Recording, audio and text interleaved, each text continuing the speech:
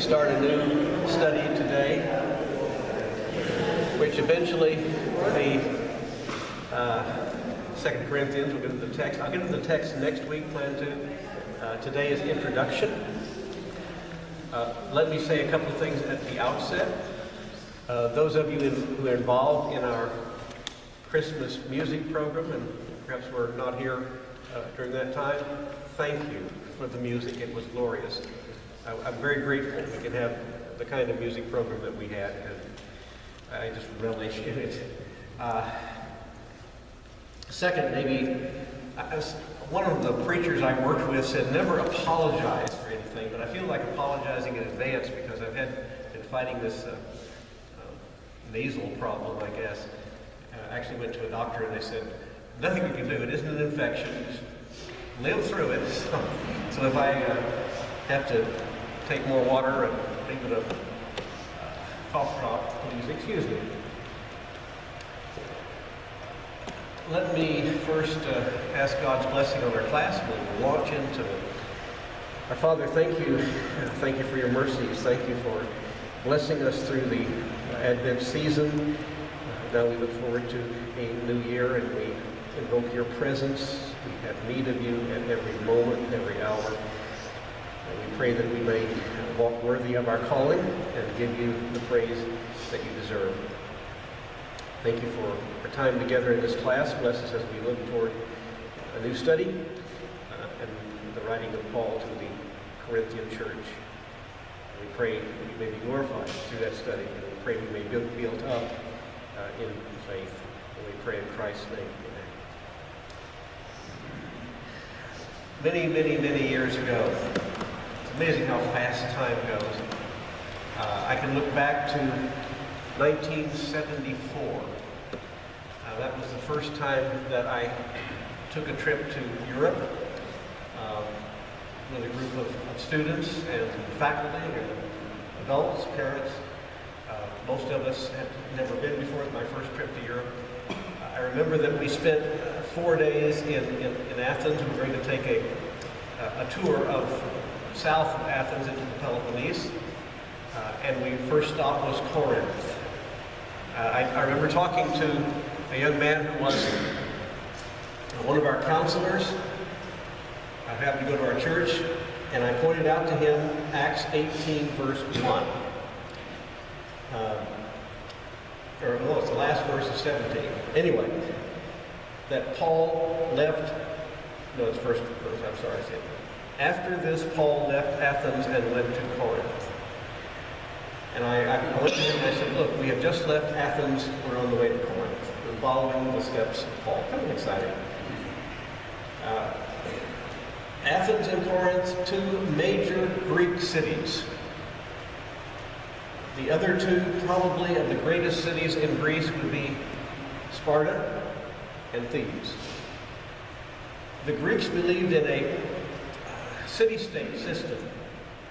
It was very hard for the Greeks to unite into a united Greece. They just couldn't do that. They were very independent-minded, their city. And if you ask a Greek who he was, he would answer, I am an Athenian, or I am a Theban, or I'm a Spartan, I'm a Corinthian. He would not say I'm a Greek. The only thing that tied them together was the language. And they considered that anybody who didn't speak Greek language was outside. And they coined the word barbarian. They called him a barbarian because to them, a language other than Greek, it was sounding to them like people are saying bar, bar, bar, bar, bar, bar. So they called him barbaros. And that word came to mean a foreigner or a stranger. Barbara, that's how you got your name. I guess you probably knew that. It means a foreigner. And it is a Greek word, certainly. So, the Greek civilization was different, very different from the Roman civilization. But the contributions of the Greeks are tremendous. Now, I'm not going to talk about all of Greek civilization, about Athens, Sparta, and Thebes. I will say that Sparta was very different. It was an un-Greek Greek city. Um, Athens and Thebes and Corinth were more in the mainstream of Greek culture. Corinth was located on the Isthmus of Corinth. I don't have any audio-visual here. I was talking to Tim about it. He said someday maybe we can have audio-visual equipment. But if you can imagine that the Balkan Peninsula, where Greece is, south of what we consider to be the main part of Greece, is what is known as the Peloponnesus, or Peloponnese. It is joined to the mainland by a narrow band of land called the Isthmus of Corinth, and if it weren't for that, the Peloponnese would be an island. That's the only connection between Greece to the north and the Peloponnese. The civilization in the Peloponnese was somewhat different from the civilization in the north, which was dominated by particularly Athens and also Thebes. The location that Corinth had on the isthmus was extremely profitable to trade.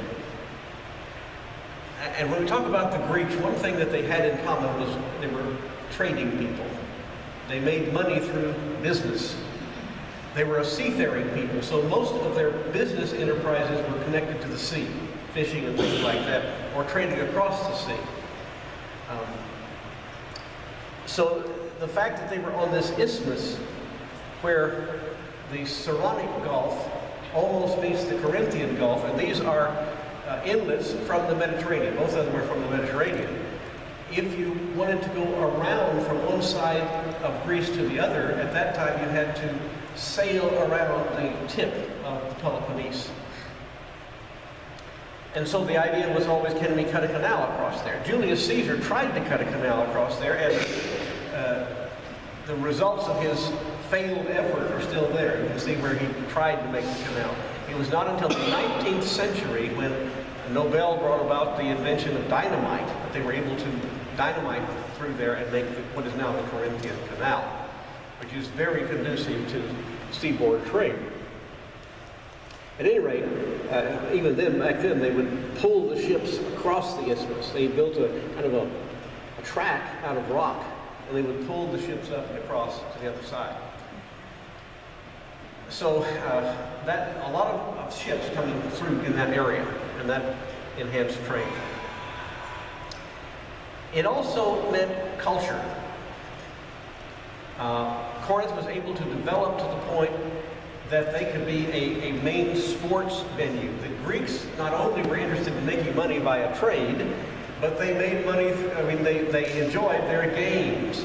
Of course, you're familiar with the Olympic Games at Olympus, that's up north. Did you know that there are two other venues, two other cities that hosted games, and they're big scale? The Olympic Games tended to become prominent. One of them was Corinth. And at Corinth were held the Isthmian Games.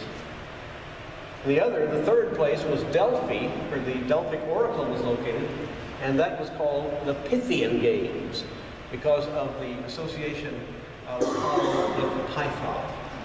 So, three places where there were games. Also, at Corinth, there was an Asclepion. And here we enter into the subject of healthcare in Greece. They did have doctors that were probably ahead of their time, like Hippocrates. The Romans had Galen. But most Greeks believed in healing, divine healing, which was through Apollo. If you were sick, you would go to one of these healing centers, were like hospitals. There are 3 or 4 cities that did them. I don't know whether you remember, I'm sure those who've been around a while remember Libby Laycock. She was a member of Covenant and died recently, not too long ago. Libby used to be in charge of lectures at the Parthenon, and of course they're all in Greek lectures. And she would get me to come and do lectures. One of them was on healing centers in Greece. I was fascinated by what I learned. If you go to a healing center, to an Asclepion, named for the god Asclepius, who's the god of healing, you would go and you would sleep in a dormitory, and supposedly while you're asleep, the god Apollo would whisper something to you, and that would be your cure. And then you would give a gift to the priest there at the Asclepion. Well, there was one there at Corinth.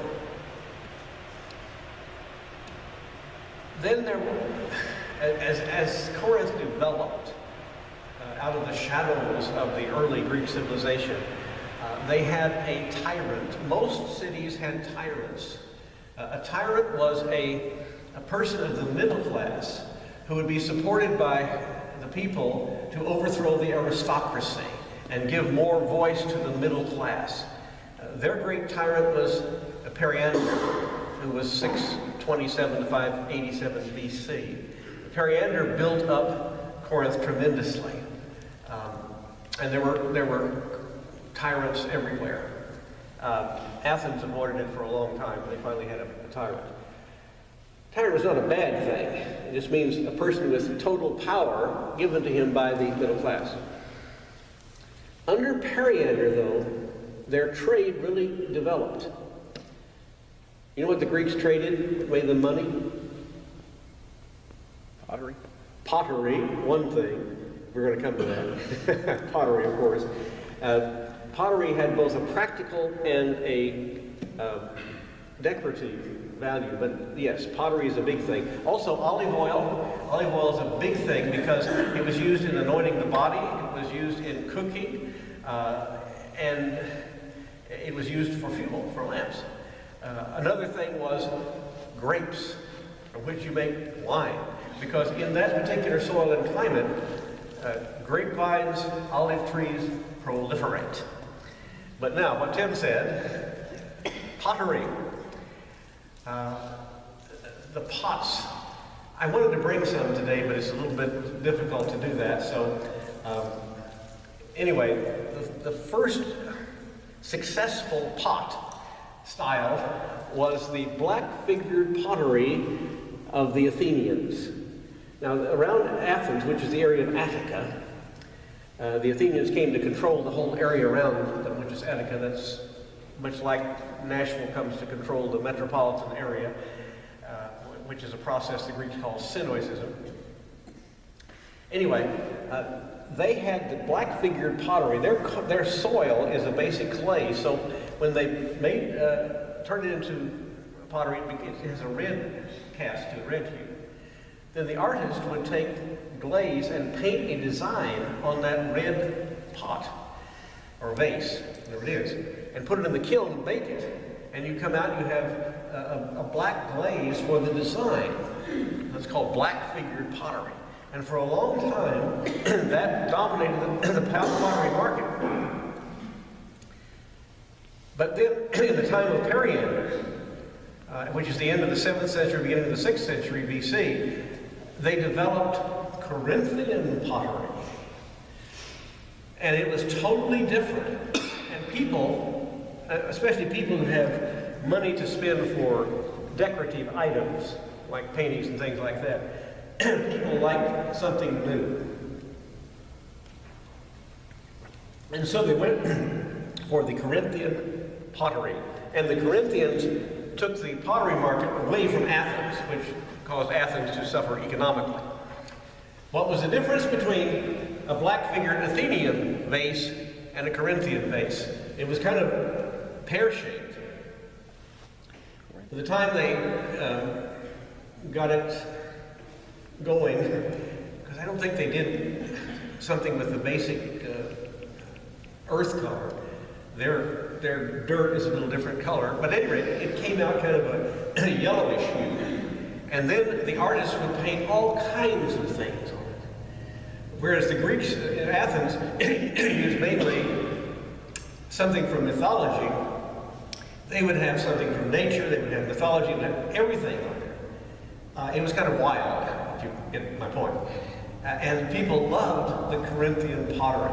It caused Corinth to make a huge amount, Corinthian merchants to make a huge amount of money, which their money, their wealth contributed to the general economy of Corinth.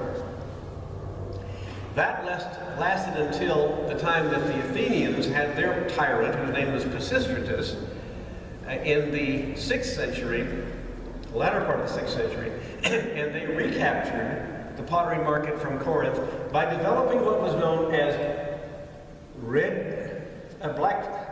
red-figured vases. And with those vases, they would paint the background in with the glaze, and leave the unpainted portion to become the artwork. And that was very difficult. And even today, if you go to Greece, a red-figured pot or vase is very, very expensive. So they give you some idea of what's going on. Very much interested in commerce and making money, interested in having people in their games, interested in being a healing center. Very important city. They also established colonies, beginning about the year 1000. For the next 250 years, the Greeks will establish colonies all over the ancient world, into Africa, into Italy, into Asia, and they're homes of the civilization. And they spread their civilization that way. And through these colonies, there was a sense of a tie to the mother city. A city in Asia Minor, Miletus, you remember Miletus from the Bible, where Paul met with the elders of the Ephesian church. They had a huge number of colonies. Athens had several colonies.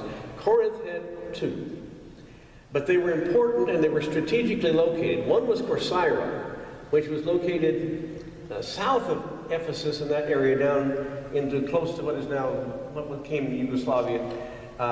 And it's on the island, what is today the island of Corfu. It was Corcyra. The other one was across the way, actually south of Italy, in Sicily, a place called Syracuse. And Syracuse grew into a very powerful Greek city. Corcyra did also. Syracuse was always loyal to the mother city.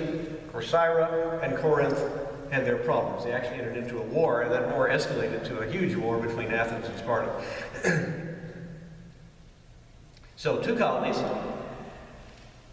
In the Persian War, the only time the Greeks actually came together and united, because they just couldn't seem to ever do that, they did unite against the Persians. The Persians invaded. The Persians were a threat. The Persians, of course, as you know, are today Iranians.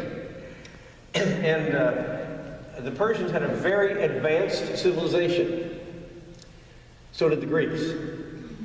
The historian Herodotus recorded the Persian War, and he recorded it as a clash of 2 great civilizations. He didn't demean the Persians at all. He respected their tremendous accomplishments as a civilization, but he saw that this is a clash between 2 very different civilizations. And had the Persians won, we would have a different civilization today, because the Greeks influenced the Romans, who influenced the Europeans, who influenced us. So, the Persian War, they all fought together, and Corinth fought, of course, with Athens. In the Persian War, the Athenians supplied, they had a tremendous navy. They supplied the ships, and eventually it was a naval victory that won the war at Salamis in 480. The Spartans had a tremendous infantry that went for centuries and was never defeated. The Corinthians also had a good navy, and they wanted to rely on Corcyra. At the Persian War, Corcyra did help them. They had the best navy. Then later they rebelled against them. Persian War was a success. That's in the early 5th century. But as I said, this war between Corinth and her colony Corcyra resulted in eventually escalated into a war between the 2 great cities, the 2 greatest cities, which were Athens and Sparta. Sparta was in the Peloponnese, not too far from Corinth, and Athens was in the mainland. So that was a war for superiority, very much like World War I. A war for superiority, whose many years, until 404. It was a terrible war, divided people, and in that, Athens was eventually defeated. Sparta came out as the winner, but Sparta couldn't unite Greece any more than Athens could. And eventually, a very divided Greece fell to the Macedonians.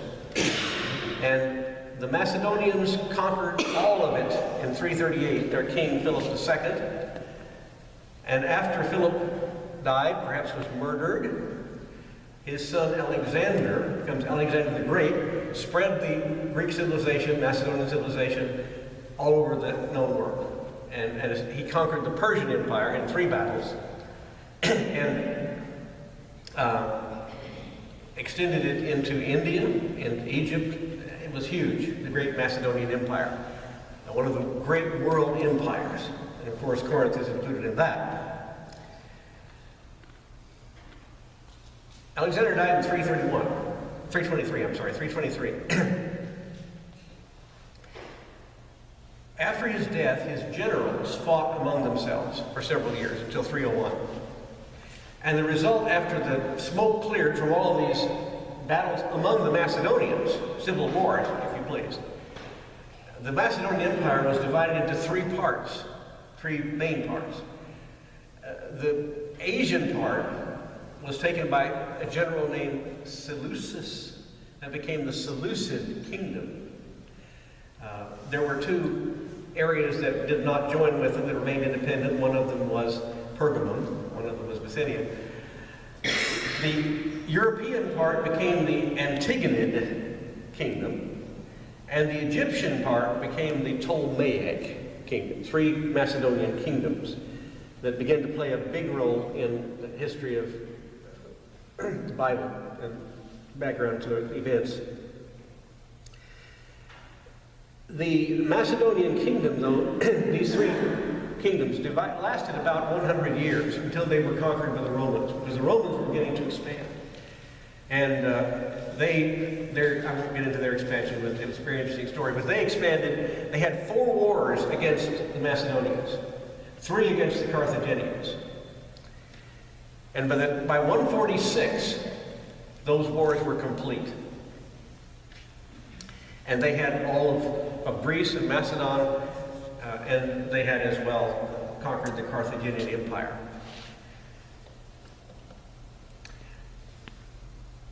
So that sets the background for the Bible and the Romans controlling.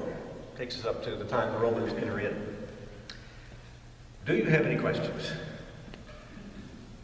I can't, there's so much I would like to say that time will not allow. What was the population? The population of Greece, of Carthage. Or Corinth, I mean. Of Corinth, okay. I would say it was probably under 10,000, because the population of Athens at its high point has been estimated at 10,000. So the population was not very great. I am tempted to say this. In that Persian War, the war between the united Greeks and Persia, there was also a threat from Carthage, which is a colony of the Phoenicians in North Africa. They were very strong. They're the ones the Romans fought in the Carthaginian wars later.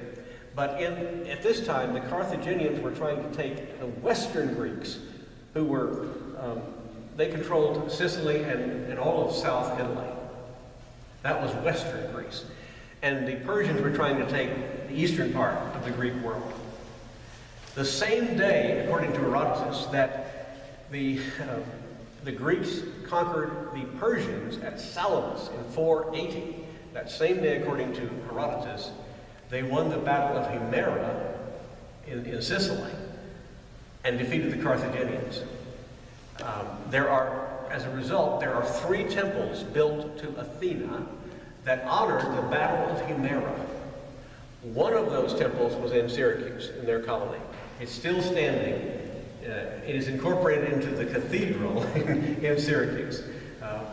Alice and I didn't get to go to Syracuse when we made our trip back in 1991, but we did get to go a few years ago, and I finally got to go to Syracuse. It's fascinating if you ever get to go there.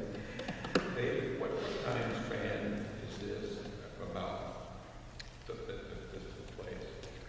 This whole thing I'm talking about, let's say particularly from the 7th century, or the late 7th century, BC, up until right now 146, but I'm going to take it down a little more than 146 to the time of Paul.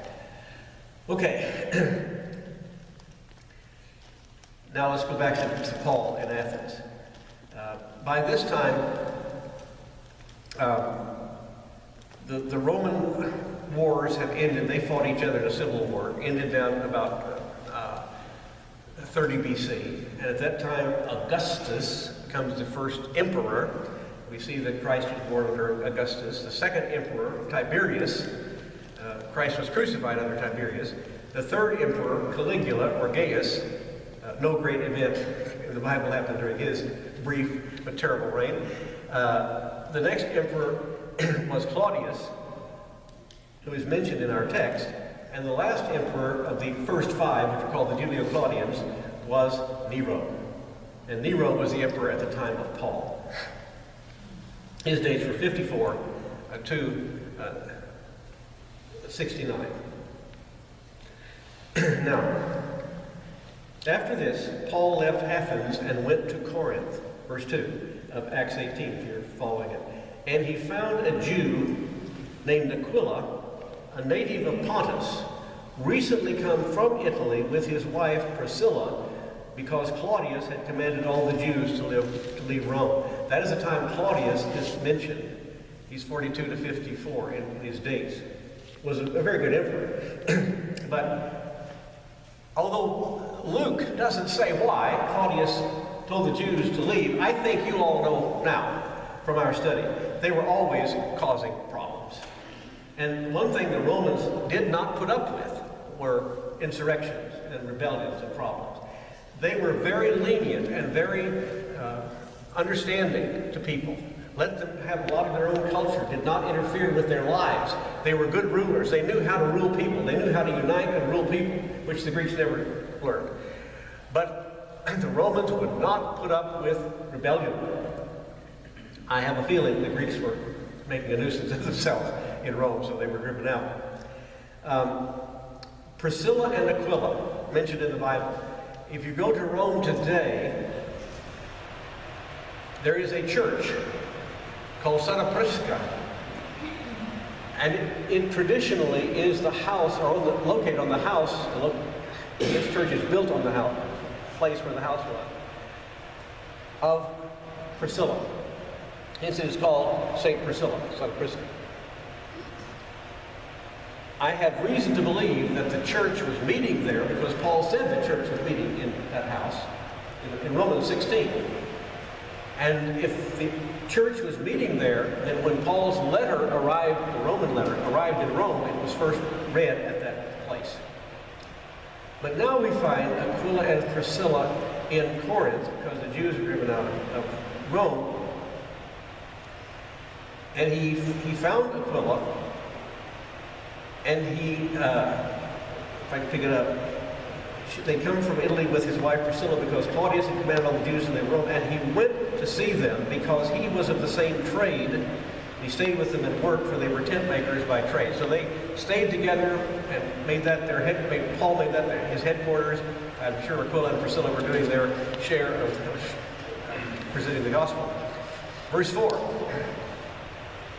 And he reasoned in the synagogue every Sabbath. That was Paul's procedure, because the gospel was to go first to the Jews. So he would go to the synagogue and reason.